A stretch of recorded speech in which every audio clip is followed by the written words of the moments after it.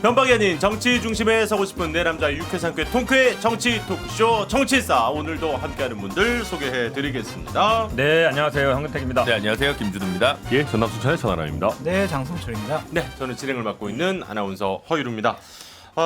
한국갤럽 여론조사를 보니까요. 지난주 조사 대비해서 윤석열 대통령의 국정 지지도가 올랐습니다. 네. 거의 53% 그렇죠. 뭐 이 정도까지 지금 어떻습니까? 천하람 변호사님 네. 처음 얘기하셨던 기대가 낮은 것에 비해서 잘하고 있는 겁니까? 아니 너무 또 그 얘기를 너무 많이 하시지는 마시고요. 본인이 제일 많이 하셨어요. 지금 이 멤버 트레이드 마크, 트레이드 마크. 대선 때부터 트레이드 마크인데. 아니, 뭐 아무튼 네, 뭐 실제로 기대보다 잘하고 있다라고 저도 평가할 수 있을 것 같고 그다음에 이제 이번에 오른 거는 다른 것보다도 아무래도 추경이 원만하게 통과돼서 우리 소상공인분들께 손실보상이 된 게 크지 않았나 뭐 그렇게 생각됩니다. 그래요. 그리고 이제 또 그 대통령실에서 김건희 여사의 일정과 메시지 관리하는 배우자 팀 사실 그 전에는 제2 부속실에서 했던 업무였는데 그걸 없애겠다라고 이제 청와대에서 나오면서 이런 거 이제 앞으로 없다 했다가 다시 한번 이제 결국 신설하겠다 뭐 이런 얘기가 나왔다가 또 이거 사실 묵으니까 아니 이거 도대체 뭡니까 이거 어떻게 되는 거예요? 약간 여론을 체크해 보려고 하는 걸로 이렇게 넌지시력 한번 던져본 해봤다가 거예요? 공약 파기 논란이 있으니까 황급히 수습한 게 아닌가 싶습니다. 근데 저는 이게 이제 배우자 팀 이렇게까지는 안 하더라도 전담 직원은 무조건 있어야 된다고 생각하거든요. 그럼요. 예, 일단은 첫 번째로 말하자면 여사께서 김건희 여사께서 집무실 가서 대통령이랑 사진 찍을 수 있습니다. 뭐 네. 좋아요. 좋은데 그걸 팬클럽한테 주면 안 되잖아요. 그렇죠. 네, 팬클럽은 자발적으로 있을 수도 있지만 왜 대통령 배우자가 팬클럽을 관리해요? 안 되는 거거든요. 그랬더니 또 여러 이야기가 그때 당시 나왔었던 게 그런 얘기가 있었잖아요. 뭐 그 대통령실 직원이 찍었다 안 찍었다가 네, 또 맞아요. 쓸데없는 논란 같은 거 구설이 되고 그리고 그게 이제 대통령실 안에서 일어나는 모든 행위는 굉장히 이제 경호와 굉장히 큰 중요성이 있는 건데 그래서 그런 거는 좀 관리가 돼야 되고요.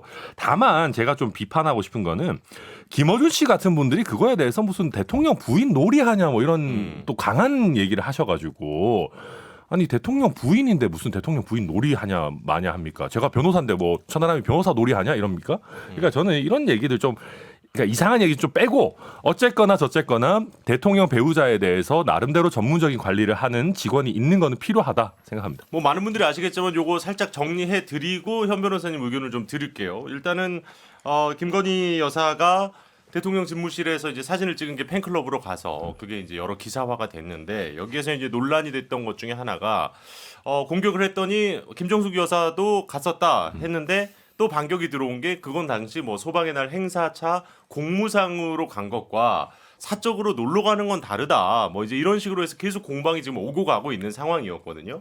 지금 현 변호사님 얘기, 현 변호사님 의견도 좀 듣고 싶은데요. 그렇죠. 기본적으로 뭐 갈 수는 있어요. 뭐 휴일이니까. 근데 그거를 사진을 찍고 어떻게 그거를 외부로 보내주느냐 그게 중요한 거거든요. 네. 보통은 이게 꼭 그 관리하는 사람이 있지 아니라 보통 뭐 공보 수석이라든지 아니 대변인실에서 관리하거든요. 사진이 네네. 다 그렇게 나옵니다. 그럼 우리가 보통 뭐 청와대 제공 뭐 이렇게 나오지 않습니까? 그렇죠, 기사에도. 근데 이게 결국은 이제 그 팬클럽으로 줘서 거기서 이제 공개하면서 언론에 보도되는 방식이란 말이죠. 네. 그럼 이제 문제가 생기는 건데 이제 두 가지가 있죠. 하나는 처음에 뭐 직원이 안 찍었다 그랬는데 직원이 안 찍었으면 그럼 누가 찍었냐 이제 문제가 당장 되잖아요. 네. 그러다 보니까 이제 직원이 찍었다 이랬는데 또 재밌는 게 받는 게 뭐냐면 그 김건희 여사 핸드폰을 찍었다 이랬어요. 그런데 핸드폰을 들고 있었죠. 핸드폰을 들고 있었죠. 예. 그러니까 말이 안 되는 거예요. 이래저래 말이 안 맞는 설마 거예요. 대통령실이 입만 열면 거짓말이려고. 아니 그건 아니고. 핸드폰이 두 개일 수도 있어요. 그럼요. 그러니까 핸드폰 두 개일 수도 있어요. 핸드폰 두 개일 수도 있는데 보통 그러니까 정치하는 분들은 두 개 들고 봤는데 그렇죠. 보통 뭐 일반인들이 두 개 들고 다니는 경우 안 잘 그러죠. 없거든요. 그래서 이 논란이 사실은 제가 보기에 처음부터 그러면 뭐 이 부속실을 없애겠다 하지 말든가. 근데 공약은 했잖아요. 예. 공약을 했는데 이제 다시 만든다 그러면 뭐 편법 아니냐, 공약 파기하냐 논란 나올 수밖에 없거든요. 그럼 차라리 그 부분에 대해서 뭐 사과를 하든가 아니면 공식적으로 이렇게 해야지. 그러니까 뭐 그러면 차라리 민정수석실 없애고 저 법무부에 뭐 무슨 인사팀 만드는 거랑 비슷한 거예요. 네.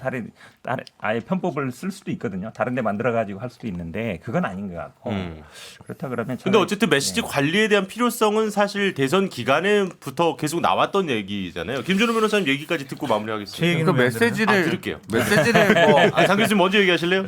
그 대통령 영부인, 대통령 배우자는요 정말 공인 중에 공인이라고 할 수밖에 없습니다. 왜냐하면 대통령에게 가장 큰 영향력을 끼칠 수밖에 없잖아요. 그렇기 때문에 메시지나 행보나 이런 것들 모두 관리를 해야 돼요. 음. 공적인 조직에서 관리하지 않으면 팬클럽에서처럼 사적인 영역을 이용할 수밖에 없어요. 네. 이거는 결코 옳은 일이 아닌 것 같습니다. 왜냐하면 메시지나 뭐 그분이 옷을 하나 입어도 뭐 완판되는 등 사소한 것도 상당히 영향력이 있잖아요. 그러니까 공식적으로 관리했으면 좋겠다. 배우자 팀 구성해라라고 말씀드리고 싶고 어둠 속에 있으면은요 다른 오해를 받을 수 있어요. 네. 그러니까 햇빛 속으로 공개적으로 근데 활동하시라. 뭐 사실은 일정한 역할을 할 수 있다고 저는 생각은 하지만 대통령 본인이 그러면 공약 파기에 대한 사과를 하든가 뭐 무슨 얘기를 해야 될 거 아닙니까? 그래서 슬그머니 선거 끝났다고 갑자기 큰 부담 안 되니까 이렇게 한번 해볼까? 하신다니까. 이런 거는 좀 검토하신다니까. 공정과 상식에 맞지 않지 않나? 근데 이제 예전에 비해서 좀 작은 규모로 그냥 한 명 네. 정도 이렇게 한다는 거겠죠. 제2부속실은 사실 규모가 꽤 그렇죠. 됐지 않습니까? 지금 2명이라는 보도도 있었던 것 같은데 담당 직원이 있긴 아, 있는 그래요? 것 같은데. 그냥 뭐, 예. 담당 직원이 한두 명이- 없을 수는 예. 없겠죠. 네, 없을 수는 그럼요. 없죠. 예. 예. 사실 뭐 그러면서 또 나왔던 얘기가 특별감찰관 얘기인데요. 대통령의 배우자와 친인척을 감찰하는 것이죠. 이걸 임명하지 않을 방침이라고 대통령 관계자가 밝혔다가 장제원 의원이 또 대통령실 각성해야 한다 했더니 또 다시 없던 일이 됐어요. 그러니까 지금 뭐 전체적으로 봤을 때 대통령실 내부가 아직까지 조금 이렇게 조직이 완비되지 않고 계속해서 좀 만들어가는 과정이다 보니까 여러 좀 잡음들이 나오는 것 같습니다. 이건 제가 먼저 얘기할게요. 네. 앞에 계신 우리 두 분한테 제가 방송을 여러 번 했는데 지난 5년 동안 문재인 대통령 특별감찰관 임명 안 한 얘기를 한 1000번은 들은 거예요. 두 분한테. 1000번은 아니겠지만 정말 많이 100번, 했습니다. 정말 많이 예. 했어요. 수백 예. 번. 예. 할 때마다. 이제 공수처 얘기 나오고 뭐 그렇죠. 특별 수사 나올 때마다 아니 문재인 대통령은 특별감찰관도 임명 안 하고 그래서 예산 낭비다 이거 예산 낭비하고 예. 두 분이 얘기 좀 해보세요. 저는 이거는 공수가 당연히 이렇게 바뀌었다는 걸 여러분이 아마 실감하실 것 같습니다. 저는 우리 장제원 의원 말씀이 맞다고 생각합니다. 맞죠. 그리고 이거는 윤핵관이 원내에 있어서 갖는 몇 안 되는 장점인 것 같아요. 네. 예를 들면 대통령이랑 안 친한 사람이 대통령실 잘못하고 있다 이러면 이제 약간 좀 그렇잖아요. 암기를 드는 듯한 느낌인가요? 다음에 공정 못 받죠. 근데 이제 대통령이랑 친한 분들, 뭐 장제원, 권성동 이런 분들이 대통령실의 잘못에 대해서 오히려 더 세게 지적을 해주니까 이거는 약간 자산을 갖고 있는 느낌이라서 이게 뭐 어떻게 흘러갈지 좀 봐야 되겠습니다만은 저는 특별감찰관 당연히 임명해야 된다 생각합니다. 당연히 임명해야 되고요. 이것을 약속을 파기한다라는 것은 윤석열 대통령에게 부메랑으로 돌아갈 수밖에 없다.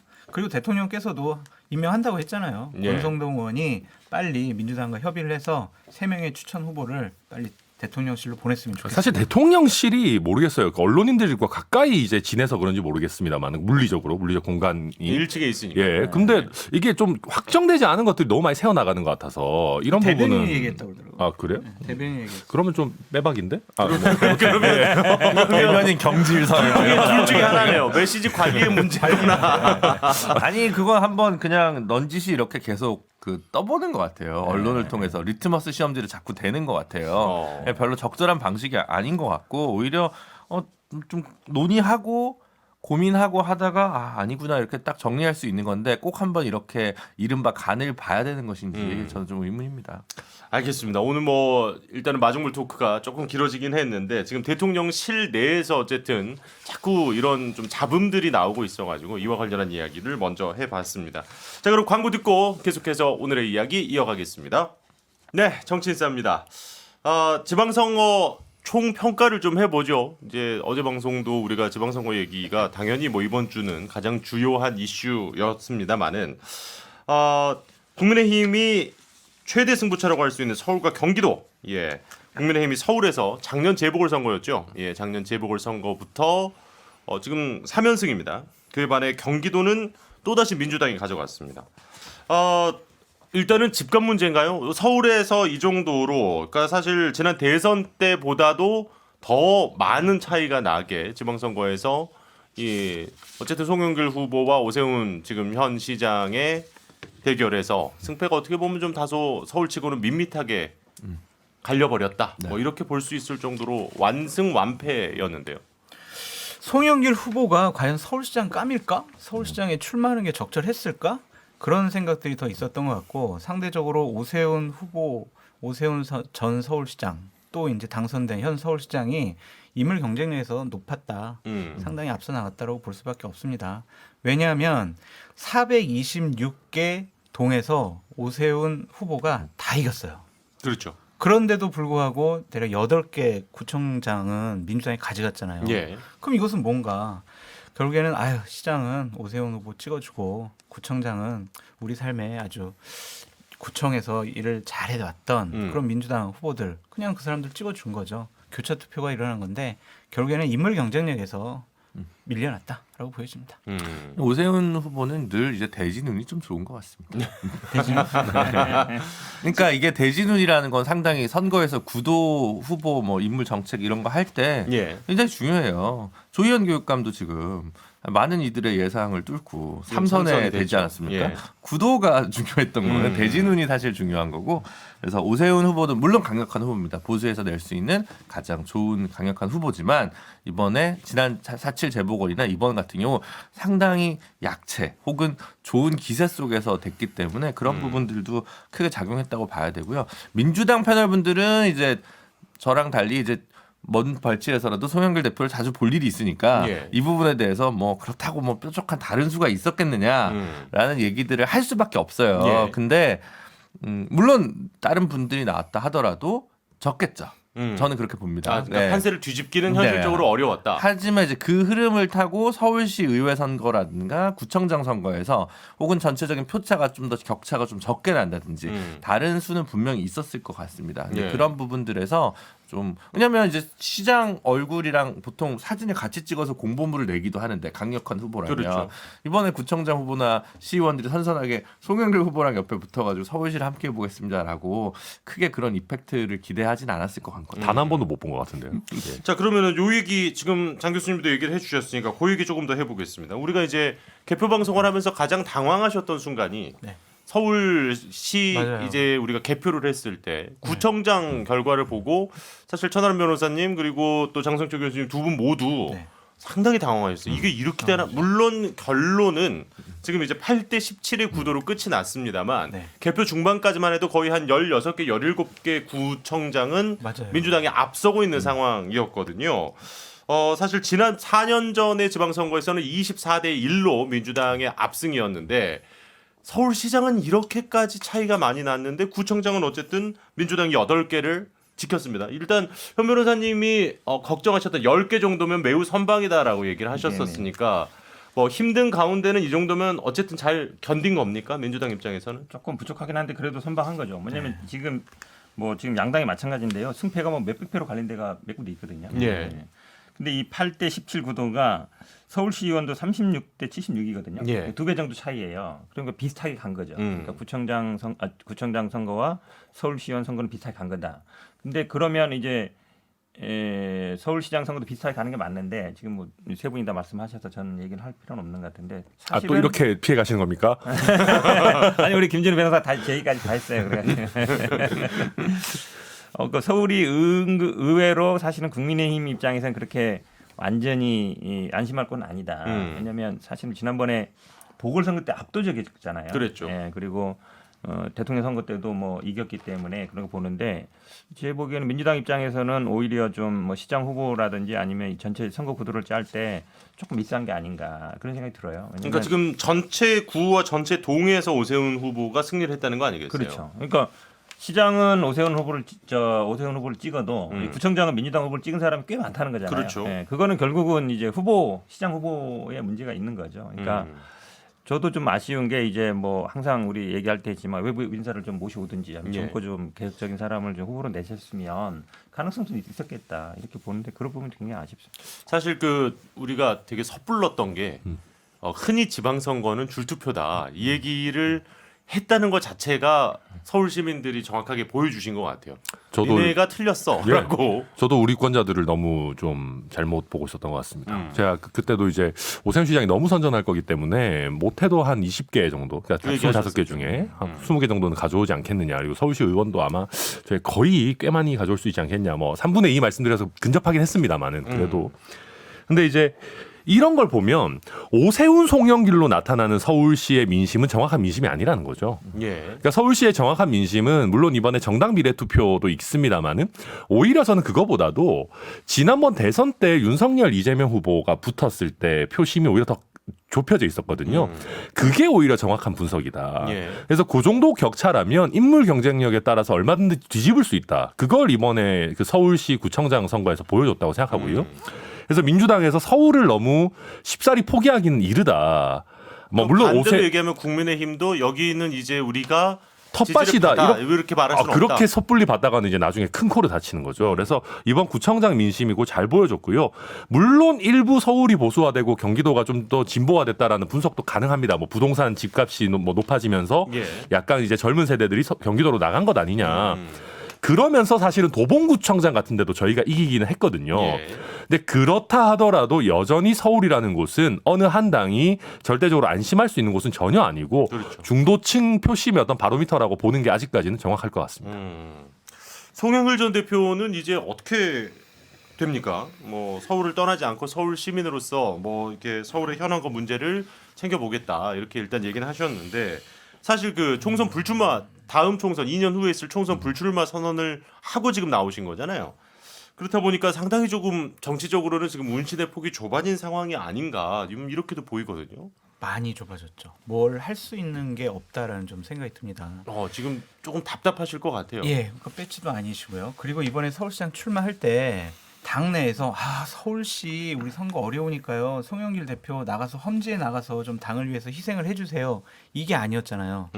본인이 나간다고 해가지고 20일 동안 당내 갈등을 불러일으켰고 지도부의 혼란을 불러일으켰습니다. 그렇기 때문에 당내에서도 송영길 후보한테 뭐 빚을 갚아야 된다라든지 뭐 우리가 배려를 해야 된다라든지 그러한 분위기는 나올 것 같지가 않다라는 생각도 들고 예. 본인이 또 대중적인 인지도와 지지도가 높은 분이 아니기 때문에 당 내외적으로 뭘 하기에는 상당히 깝깝하다라고 말씀드립니다. 그러니까 모르는 사람은 거의 없는데 인지도 방금 말하신 거는 이제 그러니까 대중적인 인기? 전국적인 거죠, 이제. 예. 그러니까 예를 들면은 대선 후보 지지도 딱 했을 때 그런 전국적인 그 말씀입니다. 네네네. 네, 김준우 변호사. 그러니까 서울시 선거부터 좀 되짚어 보면 구청장 중에 민주당이 공천을 신경 쓰기 어려웠던 곳들도 있어요. 3선이 끝나서 네. 이제 그 다음에 나온 게 이제 너무 새로운 인물이거나 이제 물론 시의원에서 올라오거나 이런 분들이지만 뭐 상대방의 대지눈이 안 좋았던 경우가 있어요. 뭐 여기서 가까운 서대문구만 봐도 서대문구. 뭐 문석진 구청장이 끝났는데 3선 끝났는데 상대방은 거기서 국회의원 지냈던 이상원 의원이 나왔단 예. 말이죠. 예. 그래서 그런 경우들이 몇 군데 있기 때문에 뭐 그렇긴 하지만 역시 일을 잘하면 어느 정도 버틸 수 있게 해주는구나라고 하는 부분이 오히려 지금 지방선거에서 이번에 당선되신 분들 사실은 국민의힘으로 이루는 뭐 당선되신 분들 지금 떨고 있거든요.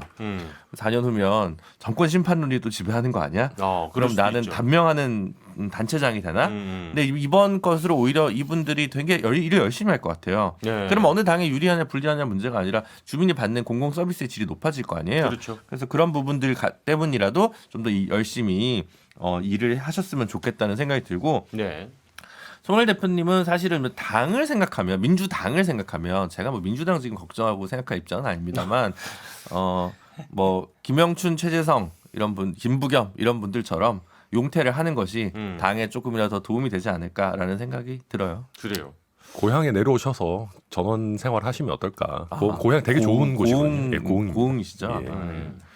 현 변호사님 얘기까지 짧게 어쨌든 안 들을 수는 없잖아요. 우리 김준우 변호사가 다 얘기한 것 같아요. 대변인이다, 대변인. 오늘 아무래도 현 변호사님이 조금 조심하시는 게 제가 느껴지는데. 아니 사실은 갑갑한 상황이죠. 왜냐하면 지금 말씀처럼 그러니까 구청장이나 시의원들보다 지지율이 안 나왔고 예. 그럴 때마다 또 인천 그 전에 이제 서울에서 뭐 활동을 안 했기 때문에 물론 이제 대안이 없었던 것도 맞아요. 왜냐면 나올 사람이 없었거든요. 그러니까 뭐 다들 안 된다고 하는데 그럼 이제 당신이 나가십시오. 근데 그건 또 아니고 왜냐하면 이번 서울시장 선거가 만약에 본인이 후보가 되면 의원직을 내놔야 되잖아요. 예. 그렇죠. 근데 나가면 안 될 것 같고 그러면 이제 배지만 떨어지고 일자리를 잃는 거잖아요. 그렇죠, 사실. 그러니까 다들 안 나가려고 하는 거예요. 네, 사실 네, 네. 될 것 같으면 다들 나가 짐 싸고 이미 그렇죠. 손 들고 나가려고 했을 네, 텐데 네. 나가도 안 될 것 같고 나가면 배지는 떨어질 것 같고 그래서 다 주저한 거거든요, 사실. 근데 사실은 그거는 송영길 의원은 그럼 난 나오면 안 나간다 했으니까 좀 자유로운 입장이잖아요. 그러니까 그런 사정이 있어요. 그러니까 당내에서 송영길 후보 보고 왜 나왔냐라고 하기는 제가 보기엔 쉽지 않은 상황이에요. 그러니까 어쨌든 썩 내키지 않는 자리 본인의 희생으로 나갔다라는 게 당내 분위기라는 얘기인가요? 아니, 저는 그렇게 생각해요. 아. 뭐 다른 생각하는 사람들도 있겠지만 왜냐하면 네네. 지금 비판하는 분들도 똑같아요. 그러면 그러면 그분들이 나가시지 뭐 네. 아니 49분 중에 뭐 40분이 반대했다는데 그럼 반대한 분들이 대안이 있어야 될 거 아니에요. 그렇죠. 그럼 그분 중에 그럼 제가 나가겠습니다 하면서 나오지 마십시오 했으면 말이 돼요. 근데 당신은 안 됩니다. 근데 그럼 어떻게 해요? 그러면 아니, 내가 나갈 건 아니고 그 상황이었던 것 같아요. 계속. 근데 그렇다면 제가 요거까지만 일단 보고 다음 주제로 좀 넘어가 볼까 하는데 어쨌든 우리가 이제 잘 알고 있는 송영길이라는 정치인은 정치적 기반이 인천 아니겠습니까? 그렇죠. 네. 그런데 어쨌든 이번에 최소 비등할 것이다 내지는 민주당이 이길 수도 있을 것 같다던 인천시장도 결국 졌단 말이에요. 그렇죠. 네. 그거에 대한 책임론은 송영길 전 대표에게 가지는 않습니까? 그게 송영길 전 대표 책임은 아닌 것 같아요. 왜냐하면 인천 그 구청장 선거를 보면 알아요. 네. 10곳 중에 7곳을 국민의힘이 이겼고 민주당이 3곳 정도 이겼거든요. 예. 그러니까 이건 2배 정도 차이가 난 거죠. 서울하고 비슷합니다. 그러니까 음. 사실은 경기도 마찬가지지만 인천이나 서울이나 거의 이번 선거에서는 전체 구도상 민주당이 힘든 선거였어요. 사실 이제 경기도 지역도 도지사는 정말 뭐 신승으로 천신만고 그때 이겼습니다만은 또 이제 기초단체장에서는 또 어려움이 분명히 있었고 민주당 입장에서는 여러모로 사실 쉽지 않은 그런 선거였기 때문에 송영길 전 대표 서울시장과 관련한 이야기까지 나눠봤고요. 빨리 광고 듣고 와서 다른 이야기들 좀 이어가 보도록 하겠습니다.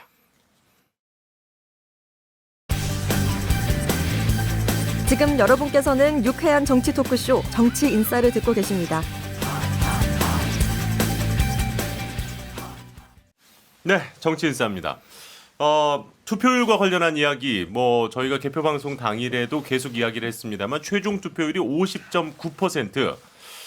투표율이 계속해서 상승세였던 최근의 추세를 볼 때 상당히 조금 안타까운 그런 투표율이 나왔고 그리고 또 대단히 좀 놀라웠던 사실은 광주가 투표율이 전국 최하위였습니다. 지난 대선에서 최고 투표율이 광주였거든요. 81.5%였는데 최저 투표율을 기록했습니다. 37.7%. 이낙연 전 의원은 민주당에 대한 탄핵이다. 뭐 이렇게까지 얘기를 하셨어요.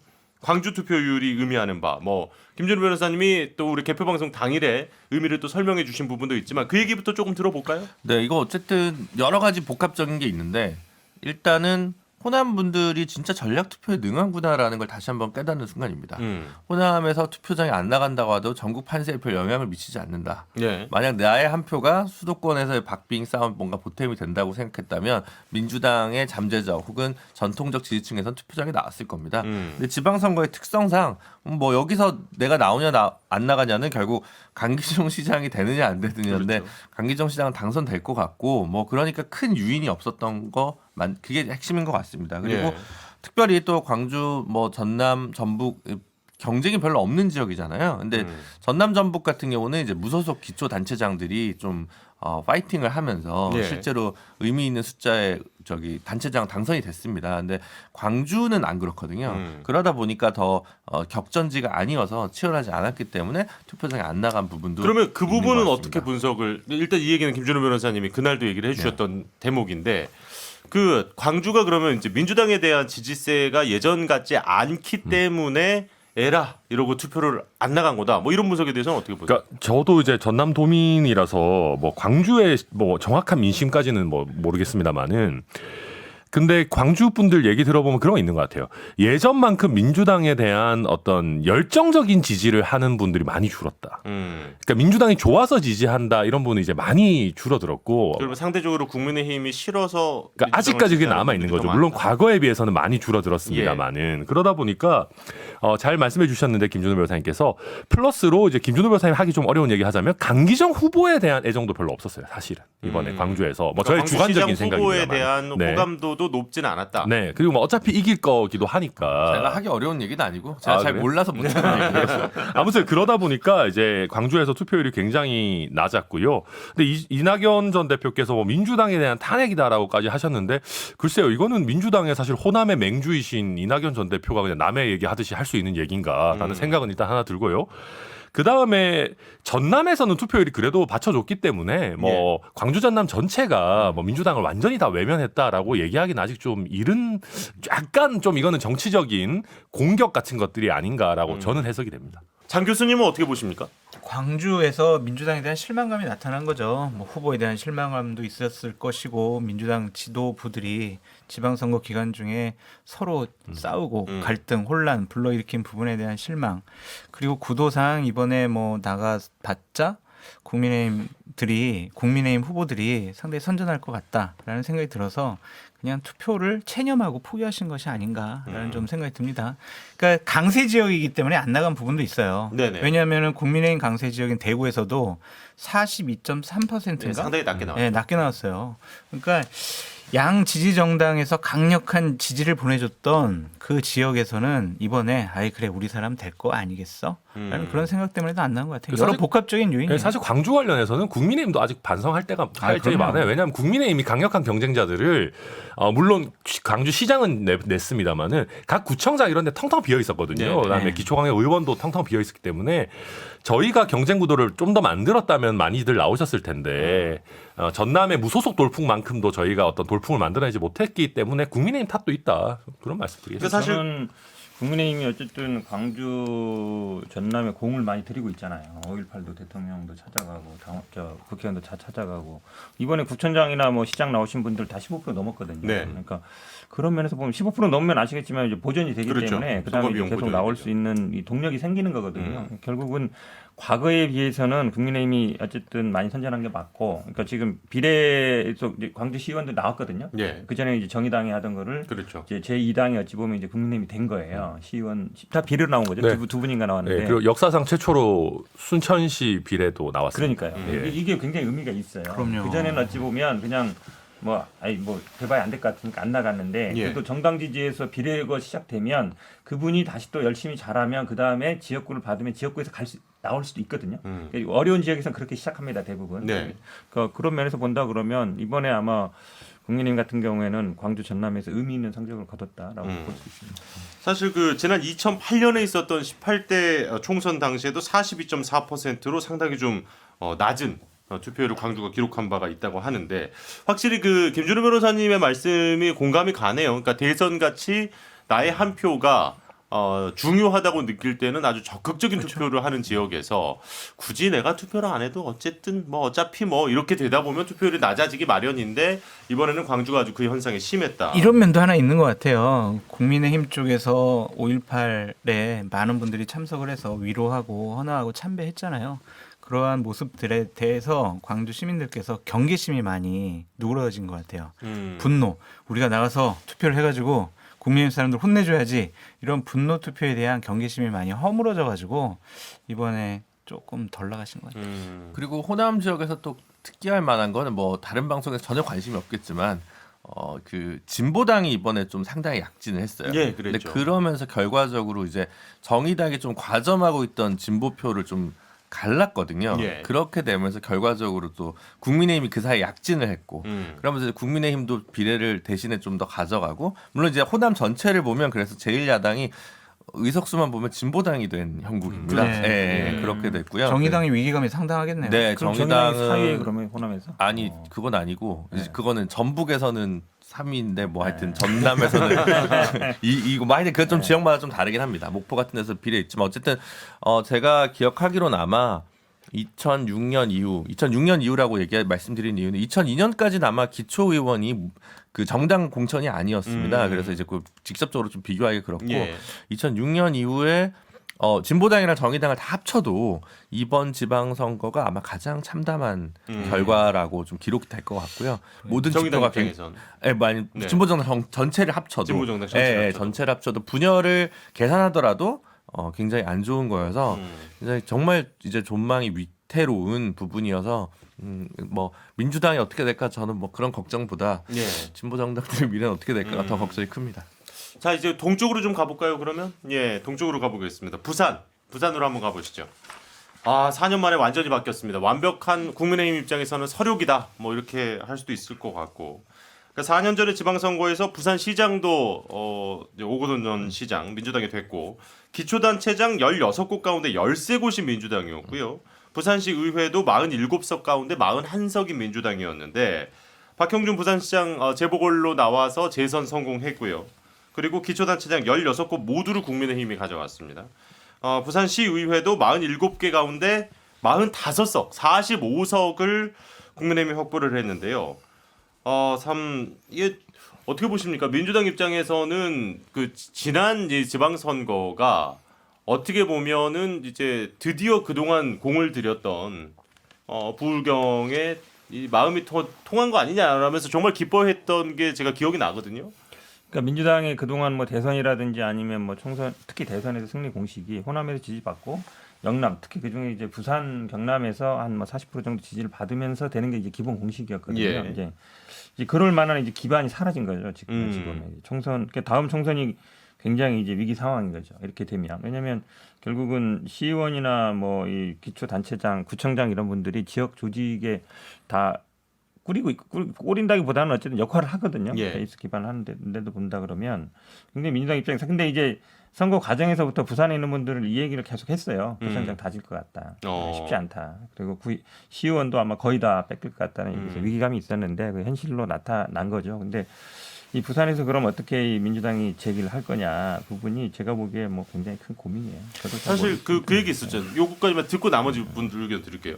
김영춘 전 해수부 장관 이후에 그러니까 부산 쪽 이 정치에서 민주당을 좀 대표해서 이끌어 가줄 좀 리더격의 정치인이 너무 없는 것 아니냐 뭐 이런 우려도 있던데요. 그렇죠. 그러니까 뭐 지난번에 이제 부산시장 선거 때도 예를 들어서 뭐 김혜영 전 의원이나 아니면 다른 분들이 좀 나와줬으면 하는 게 이제 당내에서는 있었거든요. 좀 그래도 안 되더라도 예. 다음을 위해서 왜냐하면 지금 말씀처럼 김영춘 장관 이후에 부산에 누가 있느냐 이제 그게 이제 어쨌든 좀 국민들이나 시민들이 보기에는 이분이 다음에 뭐 우리 지역을 대표할 정치인이 될 것 같다 뭐 이런 게 있어야 되거든요. 기대감이 좀 있어요. 기대감이 있어야 돼요. 예. 근데 이제 그런 부분이 없죠. 지금 대구도 마찬가지예요. 김부겸 전 총리가 은퇴하면서 그럼 그다음에 누구냐 이게 이제 마땅히 안 보이는 상황이라서 예. 당 입장에서는 뭐 좀 걱정 많이 되죠. 근데 이제 부산 같은 경우가 확실히 이렇게 좀 바람이 불면 이렇게 또 화끈하신 느낌인 것 같긴 합니다. 예, 지난번 지방선거도 그렇고 이번 예. 지방선거도 마찬가지인데요. 근데 다만 민주당 입장에서 또 너무 좌절하기는 이른 게 각 구 단위 선거들 보면 못해도 한 30% 이상씩은 그래도 부산에서 꾸준히 득표를 하고 있고 뭐 몇몇 격전지들 예컨대 부산 영도구 같은 경우는 민주당 후보가 46.3%까지 득표를 했었거든요. 그게 원래 민주당 강세죠. 예, 뭐 이렇게 쭉 이런 지역별로 또 부산은 지역별로 또 편차도 꽤 있기 때문에 워낙 또 큰 도시기도 하고요. 네네. 예. 그래서 민주당이 지금껏 부산, 경남, 울산에서 뿌린 씨앗이 완전히 헛됐다라고 우리가 이제 너무 통틀어서 뭉뚱그려서 얘기할 것은 아니고 그게 어느 정도는 받쳐주고 있는데 50%를 넘길 수 있는 에너지는 이번에 부산 민주당이 없었던 거다라고 보는 게 확실하고요. 이게 이제 제가 몇 번 말씀드렸던 것 같은데 부울경에서 민주당이 저희 국민의힘이 지금 호남에서 하고 있던 걸 한 20년 앞서서 한 겁니다. 네네. 기초의원부터 비례부터 넣었다가 그 사람 다 지역구 올려보내고 점점 또 거물 정치인도 한 번씩 내려와가지고 국회의원 당선도 되고 이러면서 이제 올라갔던 건데 그러니까 이거를 이제 해서 부산 시민들이 그래 이제 너희들이 꾸준히 노력해왔던 거 우리가 믿어줄게 하고 지난번에 힘을 확 실어줬는데 이제 오거돈, 김경수 이제 이렇게 다 좀 안 좋게 끝나다 보니까 네. 이번에는 최소한 한번 심판하고 가야 된다라고 하신 거고 다음번에도 이 정도로 참패할 거냐라고 하면은 그거는 사실은 의문점이 있는 거고 확실하지는 않은 겁니다. 예. 근데 뭐 그쵸 부산에 이제 계속 그렇게 씨를 뿌려서 당선되신 분이 지금 의원 하고 있는 전재수, 뭐 박재호, 최인호 이런 의원분들이 민주당 의원들이 있는데 네. 이제 그분들이 조금 더 뭐 체급을 더 올리는 이제 작업들은 좀 필요하겠죠. 부산 쪽 민주당 입장에서. 근데 47석 중에 45석. 그러니까 이제 민주당이 평균적으로 30% 이상의 지지율을 이제 차지하고 있는 건데 부산에서 의석수는 이렇게 무슨 9대1 뭐 아니면 9.5대 0.5인가요? 예. 이래서 제가 맨날 선거제도 개혁해놨다고 얘기하는 거예요. 이게 무슨 말도 안 되는 그러니까 정당 지지율이랑 너무 안 맞으니까 네. 이건 그러면 사실은 박형준 시장 마음대로 시정을 너무 운영할 수 있는 가능성이 높아지는 그렇죠. 거잖아요. 그래서 별로 좋은 선거제도가 아니어가지고 계속 이제 김준호 변호사님은 비례성이 그 보장되지 않는 선거제도이기 때문에 개편을 해야 된다 주장을 하고 계시죠. 비례대표를 늘리자는 얘기가 아닙니다. 예, 예. 표의 비례성에 상응하는 의회를 구성할 필요가 있다는 얘기죠. 결국에 부산 결과는 민주당에 대한 심판이다라고 볼 수밖에 없고요. 그동안 맡겨줬는데 뭐 했느냐라는 것에 대한 시민들의 항의다라고 말씀을 드립니다. 오고돈 전 부산시장 같은 경우에는 안 좋은 일로 예. 그만두셨고 다수의 구청장들 그리고 구의원, 시의원들 제대로 일했느냐라는 것에 대해서 좀 평가가 다른 것 같습니다. 하지만 30% 정도의 일정한 지지를 갖고 있기 때문에 천하람 변호사님 말씀 잘 해주셨듯이 예. 또 체제 정비하고 김영춘 전 해수부 장관처럼 구심점이 나타나면 충분히 재개할 수 있을 것 같다라는 생각이 듭니다. 그래요. 이제 좀 부산 얘기는 이 정도면 된 것 같고요. 예. 세종까지 일단 한번 좀 짚어보겠습니다. 세종이라면은 이제 또 민주당 10년 동안 민주당의 텃밭이었던 곳인데. 저는 이 부분이 가장 놀라웠어요. 그래요? 그러니까 2015년도 박근혜 정권 때 공무원연금 개혁한 이후로 예. 세종시에서 보수우파 정당이 한 번도 선거에서 이겨본 음. 적이 없는데 이번에 어떤 결과 나올까라고 상당히 궁금했어요. 왜냐하면 윤석열 대통령도 추경 시정연설에서 공무원연금 개혁하겠습니다라고 얘기하셨거든요. 그것에 대한 공무원들 불만이 상당히 많은데 이번에 이긴 것은 과연 공무원들도 다른 생각을 하고 있구나. 특히 젊은 공무원들 위주로 다른 투표 형태를 보이고 있구나라는 생각이 드는데 아직도 구도시와 신도시 사이에는 차이가 크더라고요. 차이가 커요. 예. 구도심에서는 대략 6대3 정도로 국민의힘 손을 들어줬는데 신도시 쪽에서는 51대 49예요. 예. 아직도 민주당을 더 많이 지지하더라고요. 이런 것들을 보면 이번에 뭐 선거에 시장 선거에서 이겼다고 국민의힘이 자만하면 안 될 것 같고요.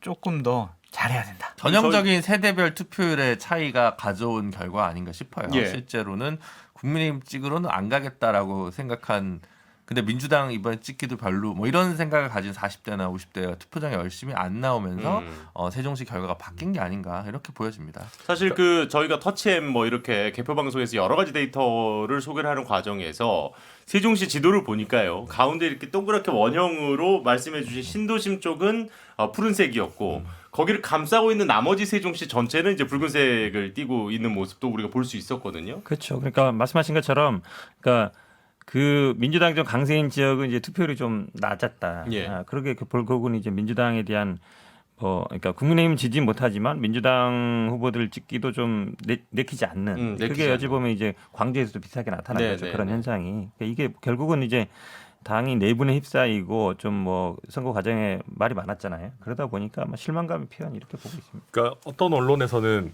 윤석열 대통령이 공무원 출신이라 공무원들이 좋게 본 건 아니냐 뭐 이런 얘기하는데 저는 그거는 뭐 상관없는 문제인 것 같고 예. 그냥 이제 웃자고 하는 얘기인 것 같고 그 제가 이제 세종시에 있는 지인들한테 좀 취재를 해봤는데 네. 민주당 지지를 거두거나 투표를 적극적으로 안 하러 간 가장 큰 원인 중에 하나는 민주당 국회의원들의 무능력이라고 많이들 생각한답니다. 그러니까 국정감사 과정에서 제대로 된 질의를 못하거나 사실 이번에 인사청문회 과정에서도 제가 여러 차례 뭐 해서 반복은 하지 않겠습니다만은 여러 난맥상들이 나오면서 공무원들은 그런 거를 좀 열심히 지켜보지 않습니까? 민주당 의원들 수준이 왜 이러나라고 하는 얘기들이 관가에서 사실 좀 많이 나왔고 그러니까 민주당 지지하기가 조금 부끄럽다라는 생각들이 뭐 일정 그냥 제 주변 지인들일 수도 있습니다만 주변 지인분들이면 대부분 비슷한 정치 성향을 갖고 계신 분들 아니에요? 저도 저를 좋아하고 그러시는 아니 분들이니까. 그러면 더 신빙성이 많이 떨어지는 그냥 얘기들이 참고로 들으세요. 아마 현 기존의 민주당 떨어진 그 이모 후보가 이제 재선 시장이었는데 네, 예. 거기에서의 그 좀 약간 평가도 같이 좋지 동반된 않았어요. 부분이라고 봐야 되는데 사실 떨어진 분한테 뭐라고 얘기하기가 좀 제가 그래서 참고 있었는데 이러는 건 아닌 것 같습니다. 너무 또 제 희망이 많이 섞여 있었나요? 아니 뭐 그러니까 네. 그런 의견이 주변에 당연히 있으실 수 네, 있는데 그럼요. 예 아무래도 이제 전 변호사님 친한 분들이라면 비슷한 생각들이실 것 같아서 정확한 지적입니다. 알겠습니다. 그러니까 지금 말씀하신 게 세종시 전체 의견을 대변하지 네. 않는다는 건 그럼요. 뭐 네, 주변입니다. 네. 사실 뭐 이제 강원도도 좀 가볼까 했는데 요 얘기로 하면은 얼추 우리가 시간이 마무리가 될 것 같아서 지금 방금 말씀해주신 대로 인사청문회는 그렇게 끝났습니다만은 한동훈 법무부 장관이 어쨌든 또 얘기가 나오고 있습니다. 법무부에서 손글씨 이벤트를 했는데요. 취임사 구절을 손글씨로 쓴 사람에게 경품을 주는 이벤트다. 해가지고 이제 논란이 되자 다시 결국 행사는 중단을 했어요. 그래서 법무부의 통상적 홍보 업무의 일환이다. 뭐 이렇게 또 이야기를 하던데 이게 무슨 우리는 민족 중흥의 역사적 사명을 띠고 이 땅에 태어났다냐? 이제 이렇게 생각하시는 분들도 있는 것 같고. 그러니까 제발 부탁드립니다. 이런 구설수 오를 행동 하지 마시고 이게 본인 생각인지 아니면 참모들 생각인지 알 수는 없지만 참모들 생각 아니겠어요. 아, 한동훈 장관 이런 거 되게 싫어한다고 그러던데. 법무부 행정과 관련된 일에만 몰두해 주시길 바란다라고 아, 말씀드립니다. 이거 기획한 사람 솔직히 잘라야 되는 거 아닙니까? 물론 아니 뭐 공무원이니까 공무원이시면 예. 자르기 쉽지 않겠죠. 죄송합니다. 근데 아무튼 이런 뭐 21세기에 무슨 장관 취임사 구조를 왜 손으로 써요? 그러니까 말도 안 우리가 되는 되게 지난 추미애 장관 시절에 한심하게 봤던 게 이제 뭐 세배 하러 가서 소년원에 가서 알려줘요. 아버지, 어머니 역할 뭐 세뱃돈 나눠주고 그걸 홍보 영상으로 돌렸잖아요. 법무부 안에 그런 식으로 장관 행보를 홍보해야 되겠다고 생각하는 그룹이 있는 것 같아요. 그래서 이런 사람들은 좀 홍보 쪽에서 배제해야 되지 않을까? 그러니까 이런 거 할 시간에 오히려 이제 한동훈 장관이 어쨌든 장관직을 잘하면 좋잖아요. 네. 그러니까 이제 저는 제일 주목해서 보고 있는 거는 이제 본인이 이민청 설립 관련한 얘기였거든요. 그러니까 이제 그거 오히려 보수 우파 쪽에서는 약간의 그 외국인 혐오를 팔아서 이제 정치를 하는 갈라치기 정치를 하는 경우도 가끔 있는데 네네. 되게 필요한 얘기를 고민되는 얘기를 한 거란 말이에요. 이 부분과 관련해서 성과를 어떻게 낼 수 있느냐.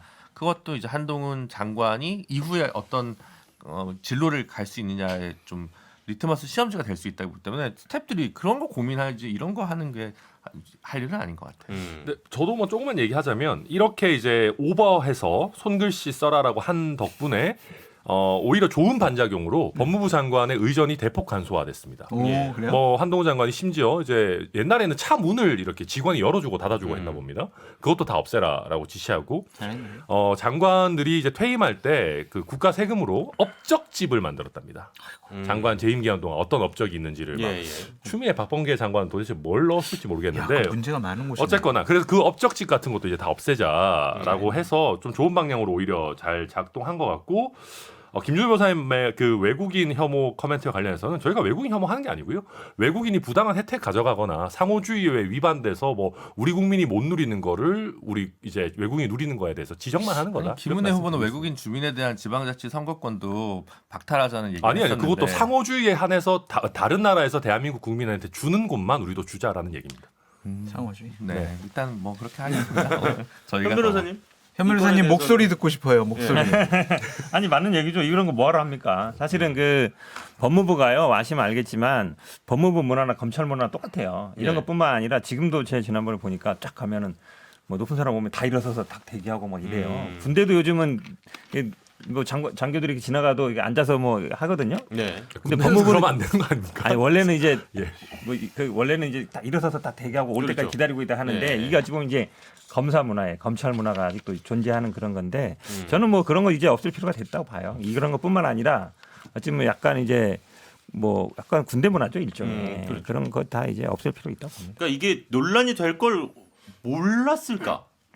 몰랐던 것 같아요. 그러니까 모르지 않고서 굳이 모르는 이거를 게 더 소름 돋는 일이죠 모르는 것 사실은. 그러니까 이걸 이벤트를 하면서 되게 참신해. 요즘은 약간 또 이렇게 그리고 이거 참신한데 이러면서 이렇게 보고를 했을 거 아닙니까? 그러니까 요즘은 또 블라땡땡 같은 그 직장인 그 공유 네네. 앱들이 네. 있기 때문에 이런 말도 안 되는 거 하면 금방 또 올라오거든요. 그래서 좀 정신 차렸으면 좋겠습니다. 예. 알겠습니다. 뭐 지금 계속 얘기하신 것처럼 뭐 군대 문화, 뭐 이제 검찰이나 법무부나 좀 비슷한 느낌의 문화가 있다. 현 변호사님이 얘기를 해주셨는데 그런가 하면 국정원 기조실장의 조상준, 또 국무총리 비서실장의 박성근 검찰 출신이 임명이 됐습니다. 요즘 이걸 가지고 검찰 완판이라고 그러거든요. 검찰 완판이요. 검사 출신 다 팔린다고. 야, 이게 계속 전진 배치가 되네요. 이게 계속 사실 장 교수님도 너무 이렇게 가는 건 안 돼요. 우려스럽다라는 얘기를 계속 하셨었잖아요. 많이 우려스러워요. 청와대, 각 행정부처, 청와대는 국정원. 없습니다, 이제. 죄송합니다. 대통령실. 국민의 집 예를 들면 그런 곳이 과연 핵심 보직들이 검찰 출신, 특히 윤석열 대통령과 한동훈 법무부 장관과 함께 근무를 했던 분들이 요직에 있다는 것 자체가 상당히 우려스러울 수밖에 없어요. 그분들의 사적인 인연들이 공적인 조직에서 발휘가 되면 영향력이 발휘가 되면 이게 과연 옳은 일일까? 근데 이제 또 그런 반대되는 의견도 있지 않습니까? 그러니까 내가 이제 리더가 돼서 내가 인사권을 행사할 수 있는 사람이 됐으면 나와 손발을 맞춰봤고 나랑 일이 잘 맞는다고 생각한 사람을 배치하는 게 뭐가 문제냐? 근데 나는 어쨌든 검찰 출신이니 내가 가장 잘 아는 사람들이 검사한 건데 검찰 출신인 건데 그게 왜 문제냐 이렇게 말하면 뭐라고 그러죠? 근데 이제 이거는 국정 운영이라는 부분이잖아요. 음. 근데 이것이 과거에 자기가 근무했던 곳에서 했던 사람들을 요직에 바꾸는다는 것은 다른 의미죠. 정치라는 영역이 들어가 있고 행정이라는 영역이 들어가 있는데 검찰 출신들이 과연 정치라는 영역과 행정이라는 영역도 다 정말 최고의 엘리트처럼 잘할 수가 있을 것이냐. 그러니까 능력 위주로 하시겠다고 했는데 사적인 인연이 더 큰 고려 대상이 아니었느냐. 그 점을 우려하는 겁니다. 그러니까 아는 사람이 검사 출신밖에 없냐라는 반문이 드는 거죠. 예. 세상에 유능한 사람이 검사들만 있는 건 아닐 텐데 왜 이렇게 좁게 시야를 두고 쓰시냐라는 비판을 자유로울 수 없죠. 그러니까 근데 뭐 저도 검사 출신이 너무 많은 거 별로 좋아하진 않는데 이게 약간 이제 좀 과잉해서 너무 많은 거 아니냐라고 하는 부분도 있다고 생각해요. 그러니까 예컨대 국정원 기조실장 같은 경우에 기존에도 검사 출신들이 많이 했었습니다. 예. 뭐 예를 들면은 뭐 이석수 예전에 특별감찰관 하셨던 분 같은 경우도 문재인 정부의 국정원 기조실장 하셨는데 그분도 검사 출신이셨거든요. 그러니까 뭐 그래서 물론 국무총리 비서실장을 굳이 검찰총장으로 했었어야 되느냐 하는 비판은 저도 합당하다 생각하고 거기에 대해서 대통령실에서는 해당 후보자가 이제 뭐 다른 여러 검찰만 한 게 아니고 뭐 국무조정실에서 파견 근무도 하고 뭐 여기저기 파견 근무 경험이 있다라는 얘기는 내놨는데 글쎄요, 저는 이거는 조금 더 국무총리의 의견을 많이 수렴했으면 어떻을까 하는 아쉬움은 좀 남았습니다. 제가 봐도 사실은 뭐 국정원 기조실장도 예전에 이제 검사 출신들이 한 적은 있어요. 근데 그때는 어땠냐면 공안 검사 출신들이 있었어요. 네. 근데 왜냐하면 국정원이라는 게 예전에는 이제 뭐 국내 공안 정보를 수사를 했기 다뤘거든요. 때문에. 근데 지금 이분은 조 변호사 같은 경우에는 특수 출신이기도 하고. 예. 그다음에 결정적인 건 이제 그 주가 조작 사건 변호를 했다는 거죠. 그렇죠. 왜냐하면 그럼 보훈 인사 얘기가 안 나올 수 없는 거예요. 왜냐면 주가 조작 도이치모터스 변호를 했었기 때문에 그 말이 당장 나오는 것이고 저는 국무총리 비서실장에 검사 출신한 것도 이거는 이런 경우가 없었거든요. 이건 약간 저는 뭐 한덕수 이번에 국무조정실장 그 인사 논란을 본 것처럼 약간 견제용이라고 봐요. 네. 어느 정도. 왜냐하면 그래도 믿을 만한 사람을 비서실장에 앉혀놓는 게 이게 한덕수 총리의 의사일까요? 저는 그렇지는 않다고 봐요. 그럼 어느 정도 뭐 총리 이번에 이제 보니까 우리가 잘 컨트롤해야 되겠네 이런 예. 생각도 있을 거고 그럼 우리가 좀 믿을 만한 사람을 좀 비서실장을 해야 되겠다. 왜냐하면 비서실장이라는 게 아시겠지만 정말 자기가 가까운 사람을 하게 되거든요. 그렇죠. 그 다음에 이제 국무조정실장 정도 가는 건데 비서실장도 이렇게 검사 출신으로 안 친다. 그러면 이제 예전에 그런 마인드인 거예요. 아까 얘기처럼 검사들을 파견했거든요. 각 부처에. 네네. 그래서 그걸 통해서 어느 정도 이제 견제를 해왔는데 약간 그런 느낌도 들어요. 아 이번에 검사 출신 대통령이고 이러니까 약간 이제 파견하는 형식으로 한 거 아닌가. 총리실도. 네, 그렇죠. 약간 이런 생각이 좀 들어요. 알겠습니다. 자, 그러면 잠시 광고 듣고 올게요. 네. 벌써 시간이 이렇게 됐습니다. 오늘 뭐 상당히 이제 지방선거의 총평부터 또 이제 법무부 그리고 인사와 관련한 이야기까지 좀 나눠봤는데요. 인사 관련된 문제는 이게 이 얘기가 계속 좀 다양한 분야에서 좀 나오지 않을까라는 걱정도 오늘 되면서 마무리를 하게 걱정이 되네요. 많이 됩니다. 예. 좋습니다. 저희는 다음 주 토요일 오전 11시 5분에 다시 찾아뵙도록 하겠습니다. 네 분 오늘도 수고 많으셨습니다. 고맙습니다. 감사합니다. 감사합니다.